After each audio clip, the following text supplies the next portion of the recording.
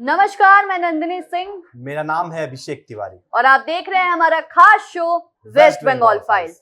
और आज हम वेस्ट बंगाल फाइल्स में जो सबसे बड़ी खबर आपको लेकर आए हैं, एक दो नहीं बल्कि 3 से 4 बड़ी खबरें। सबसे बड़ी खबर ये है कि तारिक रहमान का विदेश दौरा। और ये विदेश दौरा क्यों अहम है नंदिनी, हम आगे की इस वीडियो में बताएंगे। और दूसरा, जो बीएसएफ और बीजेपी के बीच में बात होने वाली है नई दिल्ली में 8 से 11 जून के बीच में, ये टॉपिक इस समय बहुत ही ट्रेंडिंग चल रही है। क्यों चल रही है? क्योंकि जिस तरीके से बॉर्डर पे पिछले कुछ दिन पहले जिस तरीके से घटनाक्रम हुए और फिर दिल्ली में बैठक, ये बहुत ही महत्वपूर्ण विषय माना जा रहा है। और तीसरा जो सबसे बड़ी खबर है वो है सीएए को लेकर के, क्योंकि वेस्ट बंगाल के अंदर कई ऐसे नंदिनी नागरिक थे जिनको अब भारतीय नागरिकता मिल गई है। और चौथी सबसे बड़ी खबर है ममता बनर्जी का ऐसा बयान जिसको लेकर के पूरे बांग्लादेश के अंदर और खासकर भारत की जो के अंदर भी एक कहें तो बयानबाजी शुरू हो चुकी है और खासकर बांग्लादेश के अंदर हलचल मच गई है और इस पे विदेश मंत्रालय को बयान देना पड़ा।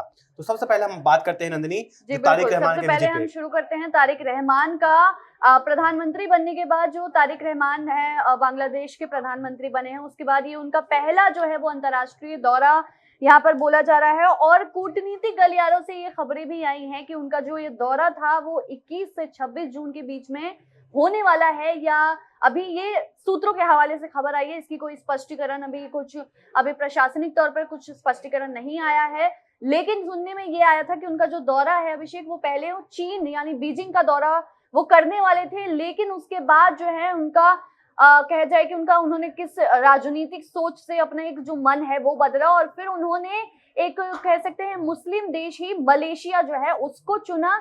और उसके बाद अब ये जो प्रधानमंत्री इनका तारिक रहमान जो है बांग्लादेश के, उनका जो है अब ये जो दौरा है वो सुनने में आ रहा है कि मलेशिया का जो है ये दौरा करने वाले हैं। और उसकी जो तारीख है वो अभी पुख्ता तरीके से अभी सामने नहीं आई है, लेकिन ये अनुमान लगाया जा रहा है कि 21 से 26 जून के बीच में जो है वो दौरा कर सकते हैं।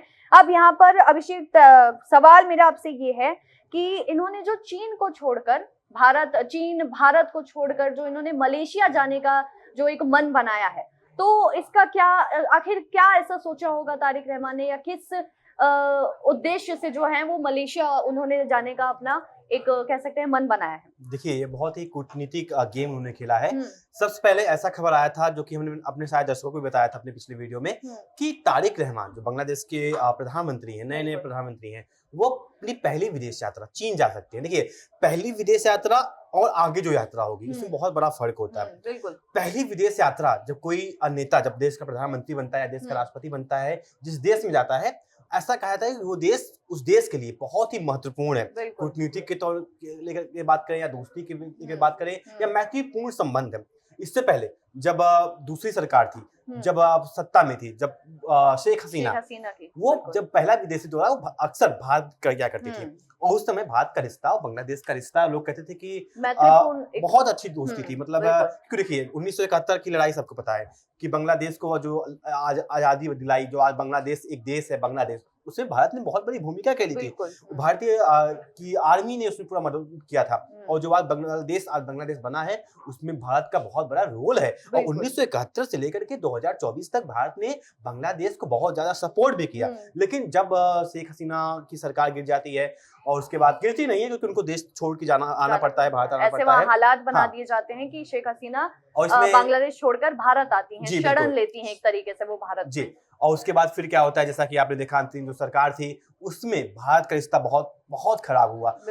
दूसरे एक तरीके से बांग्लादेश में जो वहाँ के छात्र नेता थे वो बयानबाजी कर रहे थे, और वहाँ के प्रधानमंत्री में जो अंतरिम प्रधानमंत्री थे उनका बहुत ही बड़ा सपोर्ट था। और जो आपके प्रश्न पे मैं आता हूँ कि आखिर वो भारत और चीन को छोड़ के मलेशिया क्यों जा रहे हैं, इसका सबसे मेन रीजन मैं बता दूं मैं दर्शकों को। देखिए, अगर वो भारत आते हैं तो एक होता है कि काउंटर बैलेंस ऑफ स्ट्रेटेजी, कि ऐसा कुछ कर ले ना, इनको बुरा लगे ना उनको बुरा लगे। अगर चाइना जाएंगे तो वो चीज भारत को खटकेगी, बिल्कुल खटकेगी। क्योंकि देखिए, एक समय था कि हमारा आपका रिश्ता बहुत अच्छा था।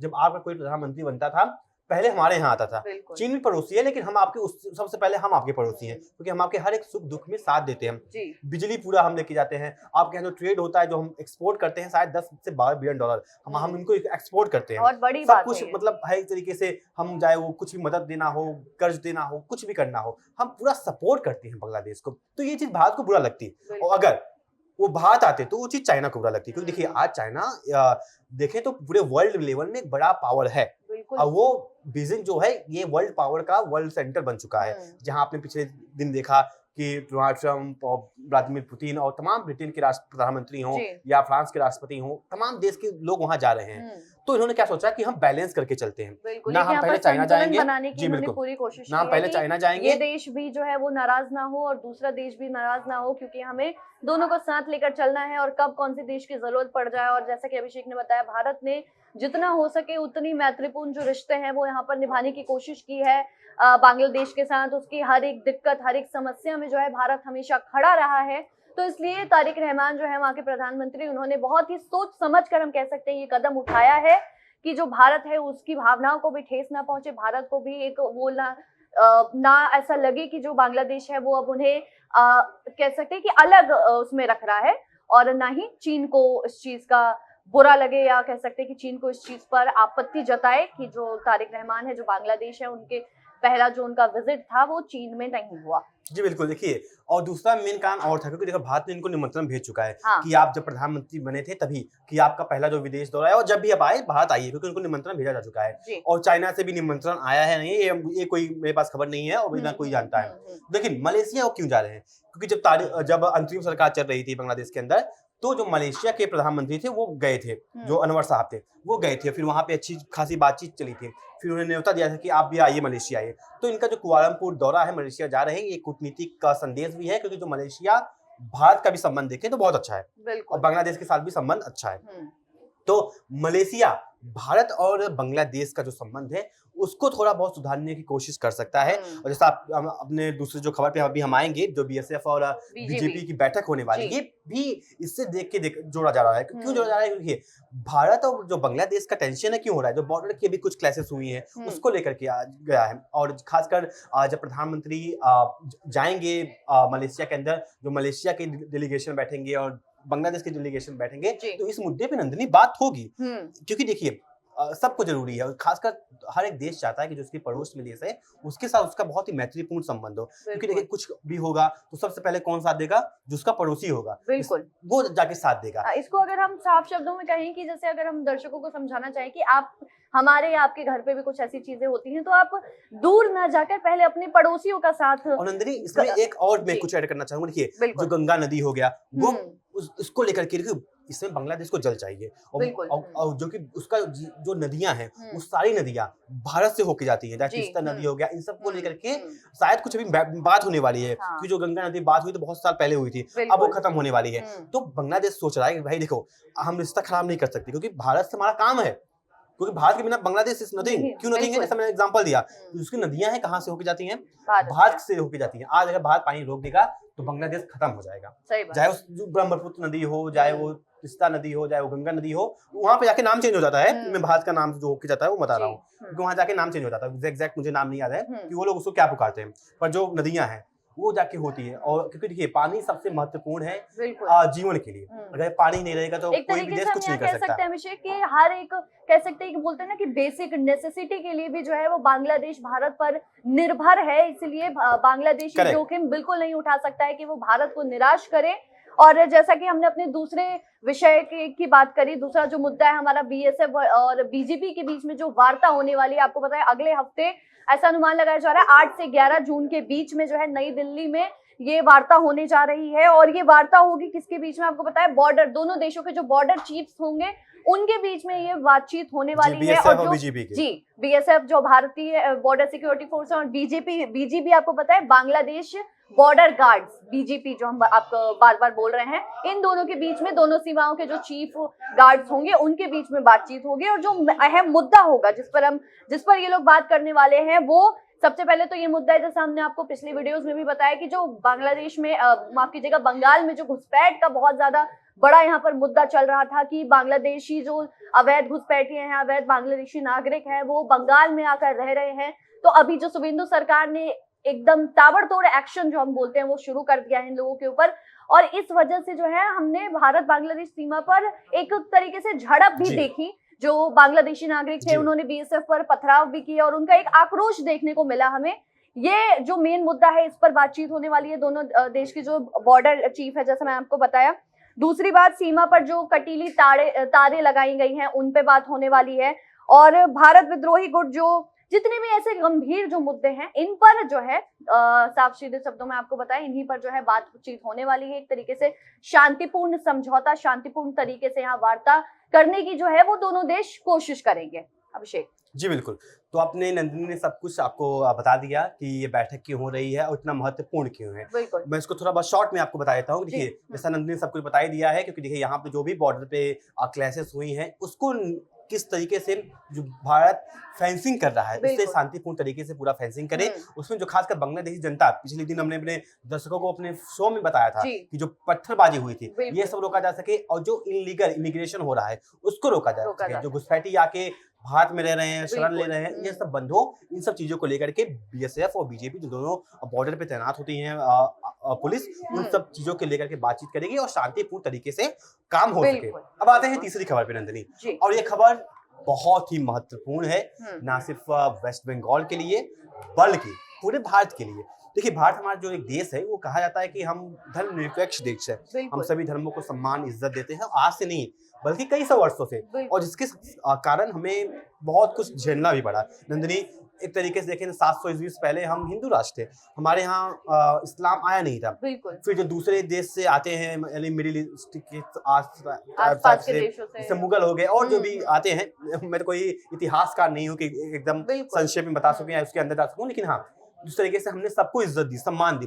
और इजराइल के प्रधानमंत्री नेतन्याहू, उन्होंने, इनकी ये बयान है कि यहूदियों के खिलाफ जिस तरीके से इज्जत सम्मान भारत में मिला है ऐसा कहीं नहीं मिला है। आपको पता होगा, जो इतिहास के थोड़ा बहुत समझ होगा, कि जो जर्मनी में किया था हिटलर ने यहूदियों के साथ, कहा जाता है कि 60 लाख यहूदियों को मार दिया गया था, लेकिन भारत निर्मम हत्या कह सकते हैं वो की गई थी। लेकिन भारत हमारा देश है जहाँ हम सभी धर्मों को सम्मान देते हैं, हम कभी कुछ ऐसा नहीं कहते हैं, चाहे वो यहूदी हो, चाहे वो इस्लाम के हों, चाहे वो हिंदू हो, सब कुछ हो। भारत एक ऐसा देश है, धर्म निरपेक्षता को है जो हम दिखाते हैं वो चीज। हाँ बिल्कुल, भारत जो है उस चीज को हमेशा से लगातार अपनाते आया है, चाहे वो किसी भी धर्म के लोग हो, जैसा अभिषेक ने बताया, चाहे वो हिंदू हो, मुसलमान हो, जैन हो, सिख हो, ईसाई हो, पारसी हो, कोई भी हो, यहाँ पर धर्म देख के जो है ना ऐसा कह सकते हैं कि भारत में धर्म देख के लाभ दिया जाता है, ना ही, चाहे वो अपराधी हिंदू हो, चाहे वो अपराधी मुसलमान हो, सजा उन्हें बराबर मिलती है, चाहे बिल्कुल, चाहे वो निर्दोष हो कोई इंसान और वो हिंदू मुसलमान है, वो नहीं देखा जाता है, और यहाँ पर एकदम धर्म निरपेक्ष जो काम है वो किया जाता है यहाँ पर। जी, तो हम आते हैं टॉपिक पे, सीए के तहत जो 19,000 लोगों को मिल गई है भारत की नागरिकता, और 1.2 लाख ने इस पे आवेदन किया था। ये शुभेंदु अधिकारी ने कल जो कैबिनेट बैठक की उसमें उन्होंने ये बयान दिया, और उन्होंने क्या क्या बोला कि देखिए, उनका कहना है कि जो अधिकारी ने राहत देते हुए स्पष्ट किया कि जो लोग सीए आवेदन अभी प्रक्रिया में लंबित है, उन्हें राज्य सरकार की अन्नपूर्ण योजना जो थी उसमें लाभ उठाने का योग्य माना जाएगा। अभी जो प्रक्रिया चल रही है, अभी सबको नागरिकता नहीं मिल गई है। उसके आगे उन्होंने कहा कि सरकार इस कदम के उन हजारों परिवारों को राहत मिलने की उम्मीद है जो नागरिकता प्रमाण पत्र मिलने का इंतजार कर रहे हैं। तो समझ लेते हैं क्या है ये सीए। पश्चिम बंगाल में मार्च 2024 को प्रभावी हुआ था नागरिकता संशोधन कानून। पड़ोसी देशों पाकिस्तान, बांग्लादेश और अफगानिस्तान से आए धार्मिक अल्पसंख्यकों को भारत की नागरिकता देने की मांग का प्रस्ताव किया गया था। उसमें कहा गया था जो कि बांग्लादेश, अफगानिस्तान, आम पास के जो कंट्री से लोग आए हैं 2024 तक, और कौन आए हैं, जैन हो गए, और उसके बाद सिख हो गए और हिंदू हो गए, ये तमाम 2-3-4 इस्लाम को छोड़ करके उनको हम देंगे नागरिकता। और फिर इस पे धर्म निरपेक्ष को लेकर के बात की गई। देखिए, उसमें कहा गया था जो प्रताड़ित हैं अल्पसंख्यक हैं, हमने धर्म पे लेकर नहीं कह रहे हैं, हमने कहा कि देखिए पाकिस्तान एक मुस्लिम कंट्री है, सबको पता है, इस्लामिक कंट्री है। अब यहाँ वहाँ के मुसलमान भारत में आएंगे तो कैसे आपको नागरिकता मिल जाएगी? नहीं मिल सकती है ना, क्योंकि इसमें बहुत जायज सी बात है, क्योंकि सरकार ने साफ कहा है कि जो अल्पसंख्यक हैं, तो यार 95% तो वहाँ पे मुस्लिम है, तो कैसे किसी मुस्लिम को आपको नागरिकता मिल जाएगी? क्योंकि अब यहाँ पे जो ये कानून है वो सिर्फ और सिर्फ अल्पसंख्यकों को नागरिकता देगी, जिसके कारण यहाँ पे जो तमाम पार्टी हैं अंदर वो एक होता है कि दुष्प्रचार जिसे कहें, फेक न्यूज कह सकते हैं। आज की जो ट्रेंडिंग यूथ की भाषा में जो फेक न्यूज फैला रहे थे कि हम सेक्युलर कंट्री हैं, हमें मुसलमानों को क्यों नहीं दिया जा रहा है आरक्षण, यहाँ पे धर्म वाला काम क्यों किया जा रहा है, धर्म देख के नागरिकता क्यों दिया जा रहा है। शुभेंदु अधिकारी और तमाम जो केंद्र सरकार है, अमित शाह सबने कहा कि हमारा कानून ये है जो अल्पसंख्यक है। अगर आप अगर पाकिस्तान, अगर कोई मुस्लिम भी है, अगर वो किसी देश में अल्पसंख्यक है, क्योंकि हमने एग्जांपल दिया बांग्लादेश, अफगानिस्तान और पाकिस्तान, ये 3 देश है, अगर वहां पे अल्पसंख्यक है तो आपको नागरिकता मिलेगी। बस ये कानून है, क्योंकि देखिए भारत जो देश है वो हिंदू राष्ट्र तो है नहीं, हम सेकुलरिज्म की बात करते हैं, हम सभी धर्मों को एक साथ लेके चलते हैं। तो अभी यही खबर है कि 19,000 जो लोग हैं वेस्ट बंगाल के अंदर, उनको भारतीय नागरिकता मिल गई है। अच्छा, इसमें ये भी घोषणा की गई अभिषेक की जो 19,000 लोग हैं जिन्हें घोषणा पत्र मिल गया है, उसके अलावा जो लोग हैं उन्हें जो है उन्हें घबराने की जरूरत नहीं है। ये भी शुभेंदु सरकार ने जो है वो उनसे निवेदन किया है, और जो उनके जो लाभ है, जो अन्नपूर्णा योजना लाभ है, चाहे और भी जितने लाभ हैं, उनका जो फायदा है वो जो जिन्हें प्रमाण पत्र नहीं मिला है उन्हें अभी भी उसका फायदा मिलेगा। तो इसलिए जिन लोगों को अभी तक अपना प्रमाण पत्र नहीं मिला है या जो लंबित है अभी तक, उन्हें घबराने की यहाँ पर जरूरत बिल्कुल भी नहीं है। ये साफ साफ शुभेंदु सरकार ने बोला है, और जो वो प्रक्रिया है उन्होंने प्रशासन को जो है निर्देश दे दिया है कि जो बाकी लोगों की जो प्रक्रिया है वो जल्द से जल्द पूरी की जाए। जी बिल्कुल। तो ये सब आपने देखा कि अब अन्नपूर्णा जो योजना है वो मिलेगी, सबको मिलेगी, और जो ये नागरिकता देने की प्रक्रिया है वो आगे चल रही है। क्योंकि देखिए इतना आसान नहीं होता है कि आप किसी और देश से आए हैं और आप जब चाहेंगे तब मिल जाएगा, थोड़ा टाइम लगता है, जांच होता है, सब कुछ होता है, लेकिन हाँ अगर आप उसके लिए एलिजिबल हैं तो आपको नागरिकता जरूर मिलेगी पूरा जांच होने के बाद। अब आते हैं चौथी विषय जो बहुत कंट्रोवर्सी का विषय बना है, ना कि सिर्फ बांग्लादेश के अंदर नंदिनी, बल्कि भारत के विदेश मंत्रालय की तरफ से भी इसमें बयान दिया गया। क्योंकि देखिए जो दीदी हैं यानी ममता बनर्जी, वो धरना प्रदर्शन करती हैं और 2 जून को, और उसमें उन्होंने कुछ बयान देती हैं कि यहाँ पे किसी को बांग्लादेश के अंदर हत्या कर दी जाती है, उनके कुछ लोग हम बंगाल के अंदर आते हैं, फिर अमित शाह में ये कुछ कहते हैं तो हम इसको ये कर देते हैं। तो इसमें ज्यादा हमें इन डिटेल बताने की आवश्यकता नहीं है, बल्कि सोशल मीडिया पे खासकर इस पे इस समय बहुत ट्रेंडिंग चल रही है, और खासकर बांग्लादेश के अंदर तमाम पार्टियां हैं इस पे लेकर के वो सरकार से सवाल पूछ रही हैं कि इस पे भारतीय विदेश मंत्रालय को बयान देना चाहिए, लेकिन विदेश मंत्रालय ने साफ मना कर दिया कि इस पे अभी हम कुछ कहेंगे नहीं, ये जांच प्रक्रिया है, ये आगे चल रही है, हम न्याय देने का काम करेंगे। फिलहाल हमारे इस खास शो वेस्ट बंगाल फाइल्स में अभी के लिए सिर्फ इतना ही। इस खबर को लेकर के आपका क्या कुछ राय है, अपना राय कमेंट सेक्शन में जरूर साझा करें। वीडियो अच्छी लगी हो तो वीडियो को लाइक करना ना भूलें और चैनल को सब्सक्राइब करना ना भूलें। तब तक के लिए नमस्कार। देखिए इंडिया डेली 24/7 अब आपकी स्मार्ट टीवी पर।